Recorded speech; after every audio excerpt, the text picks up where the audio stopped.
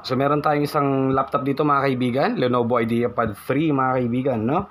Ang problema ni client, pag ino-open niya, bigla na lang siya magto-turn on. So naka-flip to boot to mga kaibigan. Once na ino-open natin yung ating computer, tinaas natin yung lid, kusa siyang magto-turn on. So gusto niyo ipa-disable yon. Ito actually nagpapalit siya ng LCD, pero hindi natin nagawa ng tutorial yung pagpalit natin ng LCD dito. Very basic lang naman to mga kaibigan. Okay, so mag-restart tayo. Pasukin natin yung BIOS. F2 mga kaibigan. Keep tapping F2 para mapasok natin ang BIOS nito.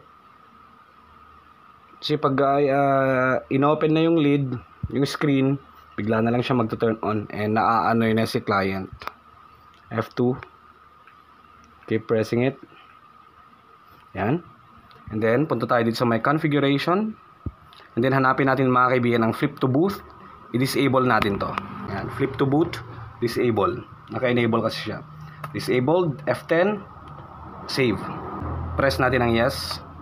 Then, testingin natin. Okay. So, naka-close na siya mga kaibigan. Testingin natin. And there you go. Hindi na siya kusang magka-turn on. Okay. So, nasa settings lang kasi yun mga kaibigan. Sa may BIOS, naka-enable kasi yung flip to boot niya. Yun lang. Para sa short tutorial natin. And huwag niyo pong kakalimutan mag-subscribe.